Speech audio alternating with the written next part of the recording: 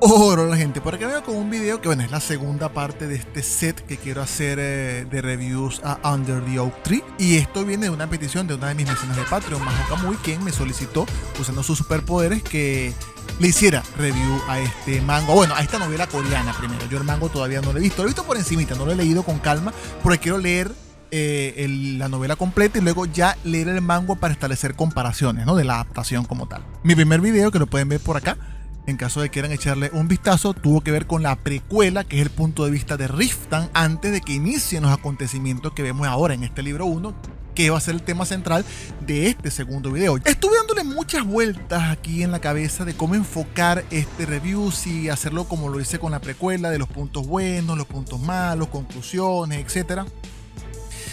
Y quizás para no repetirme por una parte, pero también porque siento que no es el esquema que mejor se adapta a lo que quiero expresarles a ustedes tras culminar mi lectura. No lo quise hacer inmediato, yo tomé mis notas a medida que iba leyendo, pero no quise hacer el video de inmediato porque quise como digerir un poco todo el contenido. De hecho, empecé a leer el libro 2 y lo paré para dar chance a que toda la información fluyera en mi mente, pudiera procesarla y un montón de cosas para sentarme con calma a transmitir mis impresiones, ¿no?, de este primer libro. Y digamos que al final, después de pensarlo mucho, decidí que creo que la mejor manera de que ustedes entiendan cómo fue mi vivencia a lo largo de la lectura, la mejor manera era irles contando cómo poco a poco, digamos, que me iba afectando la historia a medida que la iba leyendo. Entonces vamos a hacer una especie de una cuestión rara que me acabo de inventar yo así, un review cronológico, chicos, vamos a llamarlo así a falta de un mejor nombre,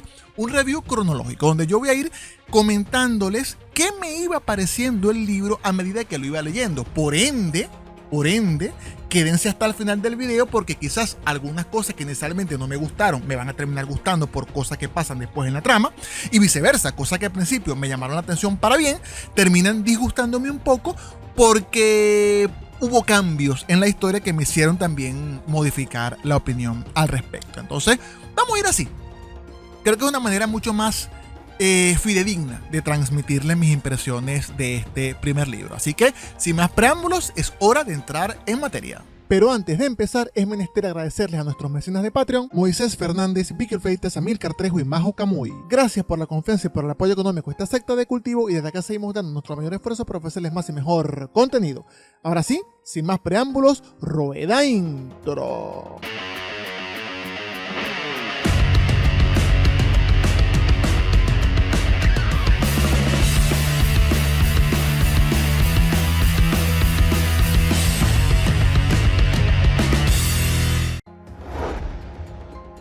Mis primeras impresiones cuando empecé a leer este primer libro, los primeros capítulos, fue que entendía, obviamente tras leer la precuela, esa hostilidad que tenía la gente, sobre todo los caballeros, ¿no?, que están bajo el mando de Riftan, esa hostilidad que tenían contra Maxi.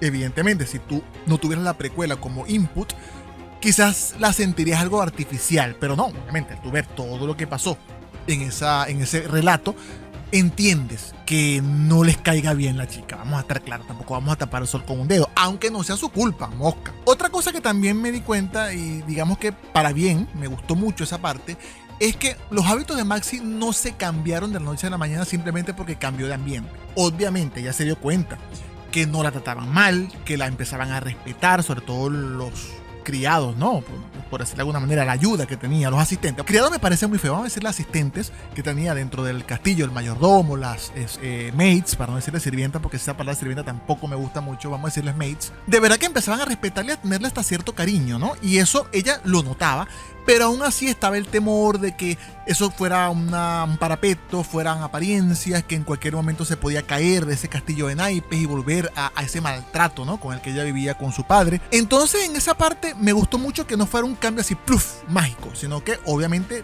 ese tipo de cambios, cuando hay traumas involucrados, tienen que ir poco a poco, no pueden ser cambios repentinos, tienen que ser cambios progresivos. En ese punto me gustó bastante ese inicio. Lo mismo que la parte de los malentendidos, como por ejemplo que Riftan pensara que ella se negó a ir a su castillo cuando la fue a buscar mientras estaba luchando contra el dragón, que no fue así la verdad. que él pensara que ella no le gustaba esa nueva vida porque sentía que era poca cosa comparada con la vida maravillosa que tenía Maxi en casa de su padre. Ella se daba cuenta de que eso era mentira, que él había interpretado mal todo el asunto. Lo que pasa es que, de nuevo, las inseguridades jugaban un papel relevante para impedir que ella aclarara el asunto. Entonces, a partir de ahí, con este punto, con este setting inicial, de verdad que me sentí bastante cómodo en ese momento cuando estaba leyendo el libro, porque sí, me pareció orgánico. Y para mí, ustedes saben que esa es una palabra fundamental cuando yo analizo cualquier obra. Mientras lo que suceda me parezca orgánico, tiene mi apoyo. Me guste o no me guste, moca. Porque si me pongo pragmático, yo hubiese votado porque los malentendidos se aclararan a la brevedad posible. Pero eso se hubiese visto demasiado artificial, demasiado forzado. Por ende, por encima de gustos personales, tiene que prevalecer que la historia se sienta orgánica. Y otra cosa que me encantó de estos primeros capítulos fue todo el tema del despertar sexual de Maxi. Y el despertar sexual de Riftan, porque recuerden que la primera vez de ambos fue uno con el otro. No fue que Riftan tuvo un montón de mujeres antes de Maxi, para nada. Entonces, la manera en que ellos poco a poco descubrieron los placeres del sexo me pareció demasiado realista, demasiado creíble. Porque en el caso de ella, al principio le parecía incómodo, le parecían sensaciones desagradables porque eran nuevas, no las comprendía, no sabía qué estaba pasando con su cuerpo. La primera vez no fue placentera para ella porque le dolió muchísimo. Él tampoco tenía un conocimiento, ¿no?, para poder hacerlo una experiencia mejor para ella. Entonces, él estaba también mecánico buscando con lo que había escuchado de charlas de taberna, porque no se puede explicar de otra manera, más o menos tirando flechas ahí a ver cómo podían disfrutar los dos. Pero poco a poco, digamos que fueron abriéndose a las experiencias, empezaron a ver, ¿no?, que podían tener de verdad momentos agradables juntos, de esa manera que podía haber una conexión. Y a partir de ahí sí me gustó que empezaron ahí, digamos que de manera rudimentaria, a tratar de comunicar sus gustos. No, mira, no hagas esto, mejor hazlo así, hazlo más despacio, espera un poco. Hubo mucho feeling ahí, me conecté mucho con eso, porque es una cosa que yo siempre he dicho, ¿no? Es importante en toda la parte íntima, en una pareja, que haya mucha comunicación, porque sobre todo cuando son una pareja que se están apenas conociendo, ¿no? Están casados, sí, pero nunca se habían visto antes del matrimonio prácticamente. O sea, se habían visto, pero prácticamente no habían interactuado. Entonces, es importante que la comunicación sea muy buena para que, digamos, se pueda dar esa conexión real, para que puedan ver cuáles son mis gustos, cuáles son tus gustos, cómo podemos matchar los gustos de ambos. Y quizás ahí les jugó a favor que no tuvieran ninguno de los dos una educación sexual apropiada, porque saben que la educación sexual de los nobles en esa época era: a las mujeres déjese hacer lo que el marido quiera, y al tipo haga lo que usted quiera. Básicamente esa era la educación sexual de la nobleza en esa época. Entonces, que ambos no hayan recibido esa educación sexual les jugó a favor, porque les permitió explorar desde la inocencia, desde el desconocimiento, desde la ignorancia, y aprender de lo que decía el uno y de lo que decía el otro. Esa parte me encantó. Ahora, a medida que fue avanzando la historia, sí empecé a sentirme un poquito impaciente, ansioso, porque los malentendidos iban como apilándose y los temores de Maxi le impedían aclarar cosas. Y Riftan, no tanto por temores, sino por ignorancia, por no saber cómo relacionarse con otras personas, también le impedían aclarar malos entendidos. Entonces cada quien pensaba, se hacía su película, se inventaba su historia, no cotejaban una historia con la otra, y cada quien... Porque yo siempre he dicho, y disculpen que me vaya por la tangente, hacerse historia es hasta normal, todos nos hacemos películas. Todos estamos en pareja, con familiares, con amigos, en el trabajo, y a veces te ven de alguna manera o no te dicen algo y tú empiezas a imaginarte: cónchale, ¿será que hice algo mal? ¿Será que a esta persona no le gustó lo que le dije?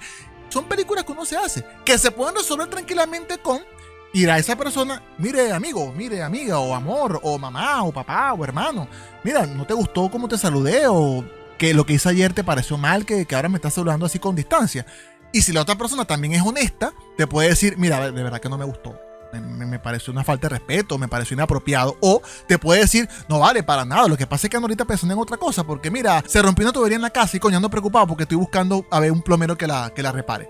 Mira, nada que ver contigo. Pero sin esa conversación sincera, cada quien se hace su película. ¿Qué es lo que pasa acá con Maxi y con Riftan? Cada quien se hace su película, y el peligro no es hacérsela, eso es normal. El peligro es cuando tú empiezas a tomar decisiones basados en la película que te hiciste. sin cotejar si esa película es verdad o no. Ahí es cuando vienen los verdaderos problemas, cuando tú empiezas a decidir a actuar en consecuencia de unos hechos que no necesariamente son ciertos. Entonces, en este caso, se apilan los malos entendidos entre Maxi y Riftan y empiezan ellos entonces a actuar en consecuencia porque en ningún momento se aclaran las cosas. Ese es un punto que va a estar recurrente por gran parte del libro, pero ya quiero que sepan que no tardó mucho en empezar a hacerme ruido ese asunto. Pero pasemos a otro detalle. Algo que me gustó fue que esta serie no escuchó a la Shonen Jump y a su decálogo de cosas que hacer en las historias, donde el esfuerzo, amistad y triunfo lo logran todo.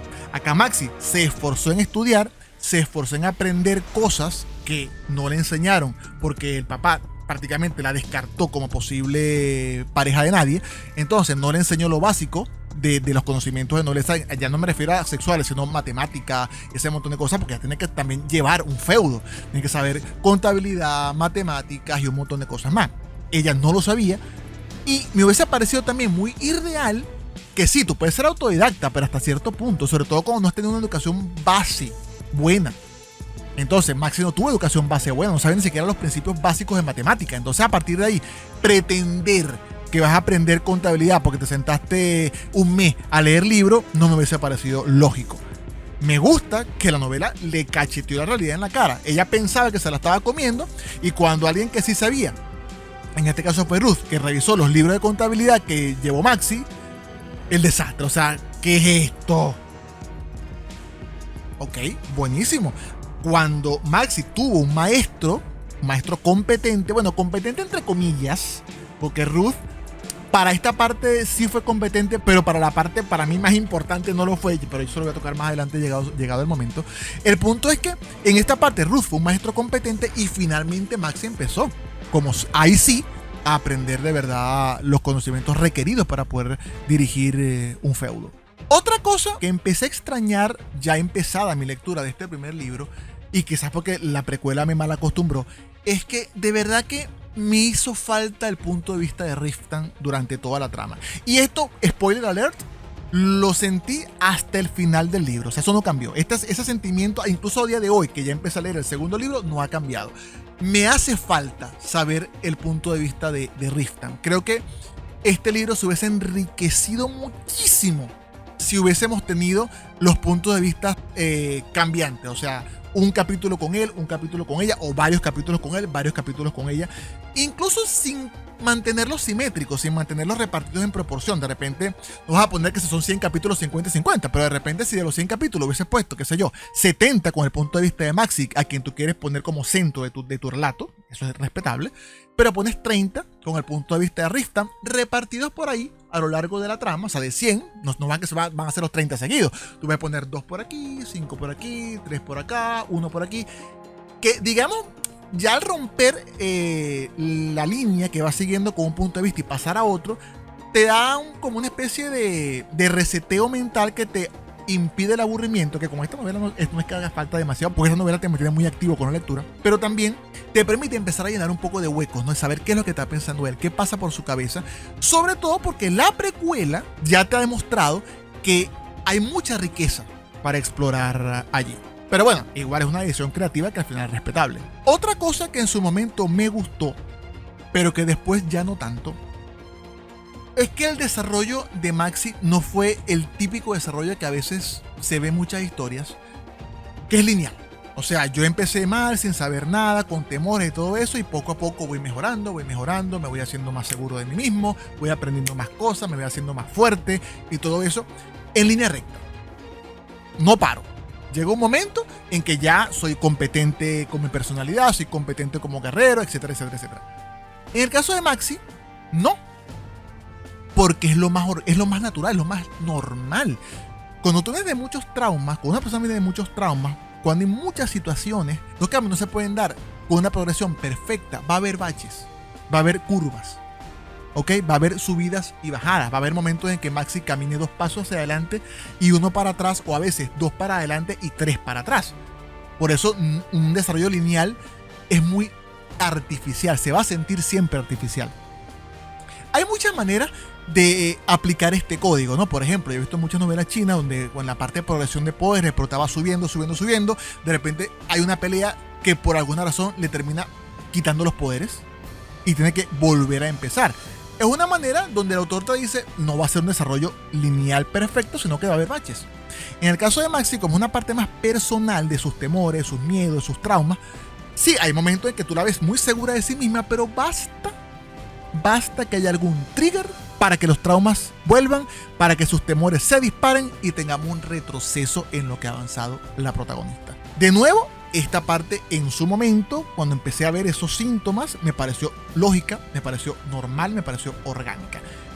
Ya luego sí empecé a sentir que estaban como tensando demasiado la cuerda. Pero bueno, llegado al punto ya les iré comentando al respecto, porque incluso hoy en día esa segunda opinión ya no está, ya digamos que cambió otra vez y se está acercando un poco más a la primera, aunque no del todo, porque también evidentemente no he leído el segundo libro, tengo que esperar a ver qué va a pasar en el segundo libro, pero por lo menos sí, ya esa impresión de que se estaba tensando demasiado la cuerda desapareció, o por lo menos se ha desvanecido bastante. Me gustó cuando Maxi descubre la razón por la cual los caballeros Rendragón no la tenían en buena estima, porque de nuevo, obviamente no fue que se aclaró el malentendido, pero que ella lo sepa, la hizo sentir empatía por ellos, la hizo comprenderles y vio su trato de una forma diferente, desde un nuevo ángulo, con un nuevo cristal. Me hubiese gustado muchísimo que en ese momento tuviese una charla de corazón a corazón con Riften, pero no pasó y de nuevo lo llegué a entender porque evidentemente el temor que tiene ella de que Riften descubra que no es la niña mimada, noble, sabia que él, según ella piensa que es, obviamente el temor de que eso se descubra y que la deje, se decepcione de ella es muy latente. Y para una persona que viene de un ambiente de tanto maltrato, que finalmente tiene como una especie de respiro, que ha llegado como una especie de paraíso, un oasis en el desierto, cualquier cosa que ponga en peligro ese oasis los va a poner en alerta y no va a querer dar ningún tipo de oportunidad a que suceda. Aunque se mantenía la frustración de pensar que si ella se hubiese abierto a Riften en ese momento, le hubiese dicho la verdad, Riften no solamente se hubiese unido más a ella, sino que Riften hubiese sabido con qué clase de tipejo estaba lidiando. También, si se hubiese abierto en ese momento, se hubiese evitado algo que sucedió más adelante, que ya lo tocaré, que para mí fue el gran punto de inflexión de esta historia. Pero bueno, ya llegaremos allá, un poquito de paciencia. Un punto donde sí ya mi desesperación empezó a ser palpable fue con el tema de Maxi aprendiendo magia. Sobre todo porque tampoco era una tipa carente de talento. Sí tenía un talento innato para la magia y su avance a lo largo de este libro, en general el libro completo, me pareció demasiado lento. Es verdad que me podrán decir que una persona como yo, tan acostumbrada a los libros de cultivo, a libros o a novelas pues de cultivo, a novelas basadas en mundos MMORPG, donde los personajes, ojo, no solamente los hombres, las mujeres también protagonistas, tienen unos power-ups muy rápidos y un progreso de fuerza muy rápido, o ya comienzan la historia en un gran nivel de poder, hombres o mujeres indistintamente. Quizás sí, admito que puede estar un poco prejuiciado y ver un desarrollo un poco más normal entre comillas, porque cuando hablamos de magia es jodido definir qué es normal y qué no es normal. No estamos hablando de, como dije antes, de traumas, de otras cosas, sino estamos hablando de algo que no existe en este mundo, que no hay obviamente libros documentados bajo el método científico donde haya leyes que van a regir cómo son los avances, qué velocidad tiene un avance, hasta qué punto podemos decir que algo es lento, que algo es rápido. Entonces ya esto es simplemente percepción de uno como lector. Obviamente yo vengo de ese background de novelas que ya les comenté, donde los protagonistas o son muy poderosos desde el principio o progresan bastante rápido. Ver a Maxi pasar tantos capítulos con poco o ningún avance empezó a desesperarme, sobre todo porque hablamos de una historia que tiene apenas 2 volúmenes, la precuela no la meto, son 2 volúmenes. Entonces que te pases todo un primer volumen y el avance de Maxi se haya, digamos, centrado hacia la última parte del volumen, siento que se perdió como mucho tiempo allí. Ahora, si tú me dices que toda una novela de 10 tomos, bueno, es lógico y comprensible que Maxi en el primer libro no va a ser Cordelia Chase de Ending Maker. Vamos a estar claros. Ahora, siendo solamente 2 libros, tampoco espero que sea Cordelia Chase de Ending Maker en el libro 1, pero por lo menos que esté ahí a mitad de camino. Sí, lo admito, Cordelia Chase ya se ha vuelto casi que mi vara de medir a mujeres con el tema de la magia, o sea. Pero bueno, ¿quién quieren que les diga? Cordelia Chase se ha vuelto casi que mi amor platónico, y para las que no sepan quién es Cordelia Chase, les recomiendo encarecidamente que sea una novela coreana también que se llama Ending Maker. Me parece genial. En todos los sentidos, ¿no? Pero sobre todo ella me encanta como personaje, como persona, como mujer, como guerrera, como maga, como todo. O sea, esa mujer es lo máximo. Una persona que sea capaz de inspirar terror en enemigos y aliados por igual, es una persona que tú sabes que nos va de carrito. Volviendo entonces acá con el tema de Maxi, vamos a ver qué pasa en el libro 2. Yo espero y aspiro que haya un boost grande en el poder de Maxi, pero bueno, ya lo veremos, ya les comentaré cuando haga mi review de ese libro. En este punto también, cuando Maxi empieza a aprender magia, tengo que decir que ahí fue cuando empecé a sentir cierta incomodidad por el trato de Riften hacia ella. Yo puedo entender que la quiera proteger.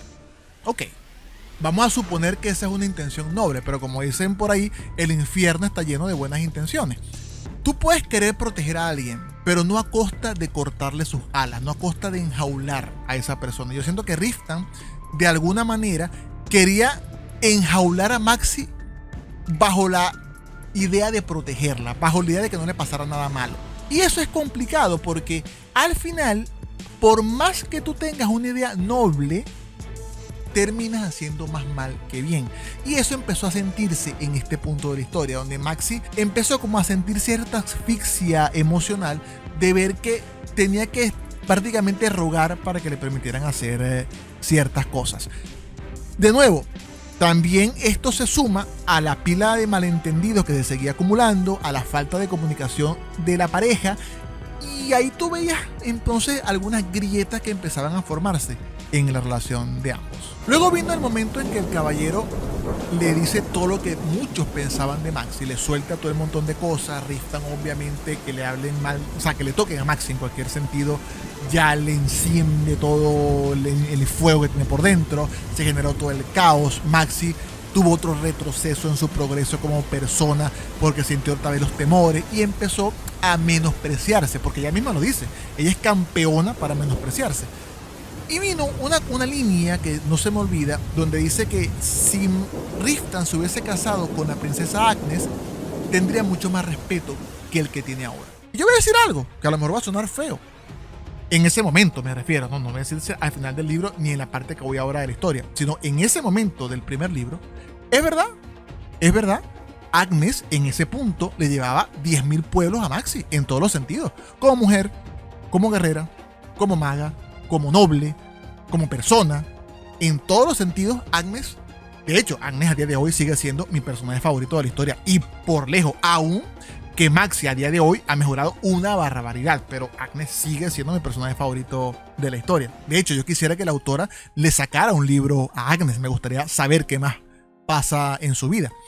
Pero bueno, volviendo a este punto, sí es verdad, chévere, pero hay un detalle, hay un pequeñísimo detalle. Riften eligió no casarse con Agnes, eligió casarse con Maxi, y eso tiene que tener peso, y es lo que Maxi no veía. Está bien, tú puedes decir todo lo que tú quieras y desde un punto de vista lógico racional puede ser verdad, pero lo que sucedió es que Riften decidió casarse contigo, no con la otra. Algo vio en ti él que no vio en la otra. Y eso es lo que tienes que tú pararte y decir, ya va, pero ok, esta tipa es todo lo bueno y más, pero él la rechazó por mí. Debe ser que algo tengo yo, algo vi en mí que compensa todo lo que a priori puede ofrecer la otra persona. Evidentemente, desde afuera es muy fácil también decir todo ese montón de cosas, hacer ese análisis tan frío y calculador, porque uno no está ni viviendo esa experiencia en ese momento, ni arrastrando los traumas que arrastraba en ese momento también Maxi. Pero no quita que no sientas un poquito de frustración, de rabia contenida por ver la manera en que ella no paraba de menospreciarse. Y ojo, que hay un punto que no hemos considerado acá en todo este lío, ¿no? Hasta ahora he dicho que Riften decidió no casarse con Agnes y eligió a Maxi. No sabemos qué estaba pensando Agnes tampoco, mosca. Y si algo ha demostrado Agnes a lo largo de toda la historia, es que no es una mujer que haga cosas que no quiere hacer. Por mucho que sea noble, por mucho que tenga deberes como princesa, ya en reiteradas oportunidades hemos sido testigos de que cuando ella quiere sacudirse algún deber, busca la vuelta y se lo sacude. No por nada se metió a Maga. De hecho, esa decisión prácticamente le puso un escudo alrededor para tener potestad de decidir su vida, de decidir su destino, de decidir su futuro. Entonces, tranquilamente, no sabemos si en el caso de Riften haber querido casarse con ella, ella hubiese aceptado, porque sí, hay mucha química entre los dos. Igual no sabemos si se ven como hermanos o no. Yo diría hasta ahora, por lo que he visto en la historia, que la relación que hay entre ellos, desde su punto de vista, ahí lucubrando, porque no sabemos el punto de vista de Riften hacia Agnes, más o menos se sabe, pero el de Agnes hacia Riften prácticamente no se ha dicho de manera oficial, pero yo interpretaría que se ven como hermanos y ya está. Por ende, a pesar de todas esas grandes cualidades de la princesa, no despertó lo que despertó Maxi en Riften. Ahí es cuando yo te digo, hay dos opciones para ella. O sea, o se hunde en la autoflagelación, o de alguna manera busca ver los brotes verdes para agarrarse y aferrarse a ellos y empezar a salir del foso en que ella misma se mete, porque ella va saliendo, pero a veces se suelta como de la pared y se cae. Pero bueno, es una decisión también, aferrarte a la pared y seguir escalando, o soltarte y hundirte en el abismo. Y acá tengo que resaltar un punto con respecto a Ruth, porque sí, así como dije que en la parte de contabilidad, de los deberes, digamos, de manejo de un feudo, fue un buen maestro, en la parte de la magia siento que quedó a deber prácticamente en todo momento. Y esta situación, esta escena, fue el primer punto que me hizo pensar eso. ¿Por qué?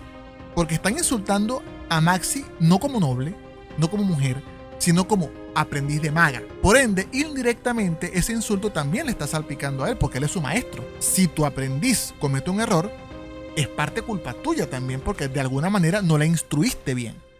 Y Ruth, lejos de dar un pasafrente e intervenir para defender a su pupila, simplemente se hizo el loco. Como le gusta hacer casi siempre, porque Ruth es el típico personaje que yo llamo perro mojado, que se sacude. O sea, cuando algo no le gusta mucho, prefiere no meterse en rollo y sacude las responsabilidades. Pero en este caso me pareció muy feo porque hablamos de, insisto, su pupila. Es su responsabilidad también lo que ella haga. Por ende, tuvo que haber dado un pasafrente mucho antes de que Riften interviniera en el conflicto. Ok, pasada esta etapa, finalmente empezamos a ver mejoras en Maxi como maga. Y bueno, 140 capítulos después, ya era hora de que Maxi empezara a poder ser capaz de curar heridas moderadas. Lo malo es que seguíamos sin tener avances reales en su relación con Riften. Todavía no sabía tener una charla como Dios manda. Había muchos secretos, pero por lo menos empezábamos a ver cierto progreso con la parte de magia. Y en este punto, cuando viene la visita de Agnes, que revolvió muchas cosas en la pareja. Y de verdad, de nuevo, es esta visita de Agnes la que me hizo encariñarme con ella como personaje. Porque se nota que es una mujer de armas tomar. Una persona que cuando ve algo que no está funcionando, no se queda a la expectativa como se quedó Ruth en el conflicto anterior, sino que busca la manera de meter las manos para ver qué pasa. A veces de forma inconsciente, mosca. No es que se pone ahí planificando cómo meterse en la vida de los demás, sino que su propia personalidad la hace inmiscuirse en la vida de los demás. Que es lo que termina pasando en esta visita al feudo de Riften. Porque solamente el que esté ahí destapó los demonios internos de Maxi, los temores, el trauma, los miedos, y eso, motivado a que la intimidad se redujo entre ella y Riften, empezaron a poner películas en ella. En este caso en ella, porque Riften, digamos que ahí sí estuvo más ajeno a toda esa problemática, pero Maxi sí empezó a hacerse cualquier cantidad de películas, pero de nuevo, Agnes no había hecho nada. Simplemente su presencia revolvió el avispero, como dicen. De hecho, en ese punto, no pude evitar pensar que realmente la novela necesitaba a alguien que revolviera ese avispero. Alguien que obligara a los protagonistas a salir de la zona de confort que se había vuelto su matrimonio. Y que paradójicamente esa zona de confort que les impedía, digamos que tener una conversación real, honesta, para limar a todo ese montón de malos entendidos que estaba socavando las bases de su convivencia, esa zona de confort estaba dinamitando desde adentro su propia relación. Peor que cualquier enemigo externo. Es en este punto donde Maxi empieza a dar un paso al frente para imponer su criterio, para imponer sus deseos, para hacerse escuchar. Y yo vi con muy buenos ojos esto, porque ya era hora de que Maxi empezara no solamente a decir lo que quería, sino a luchar por ello cuando le decían que no. Desde una tarea tan simple como escoltar a la princesa y luego lo que pasó más adelante, ¿no? Pero me gustó mucho ese primer paso que dio la protagonista. En este punto de la novela, tengo que decir que empecé a pensar algo que todavía lo tengo en la mente, que es que a veces siento que el ritmo de la historia es un poco lento, por lo menos para mi gusto. Esto no lo voy a decir como un problema de la novela como tal, porque es una decisión creativa del autor a qué ritmo lleva la historia, y si lo veo desde un punto de vista objetivo, no está mal el ritmo tampoco es que está lento al punto de volver la trama aburrida, pero no deja de empezar a generarme ansiedad que pasan capítulos y el avance de Maxi es sumamente lento. De nuevo, no me voy a meter en la parte de personalidad y su matrimonio, porque aunque me molesta también, lo puedo entender porque es un enfoque más realista. Pero desde el punto de vista de magia, no lo voy a entender de la misma manera porque, de nuevo, en la magia no hay reglas. Tú puedes avanzar tan rápido o tan lento como quieras. Y en ese mundo, digamos que si algo ha caracterizado al autor hasta ahora, es que no ha puesto demasiadas reglas en cuanto a la magia. Hay algunas cosas muy vagas, pero son lo suficientemente vagas como para permitirte ser flexible.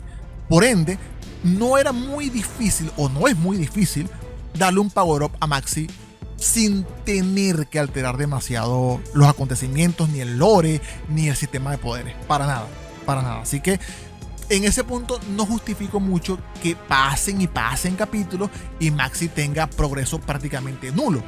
Sí, de nuevo, obviamente cuando yo vengo de personajes femeninos como Mu Xuanjin, como Jasmine, como Jun Qianjin de Against the Gods, como Cordelia Chase de Ending Maker, como Mary de Age of Adepts, como Muruyue de Enchantress Among Alchemist, evidentemente la vara está muy alta, ¿no? O sea, estamos hablando de personajes femeninos protagónicos en cada una de estas historias, donde su progresión en cuanto al poder es bastante rápida.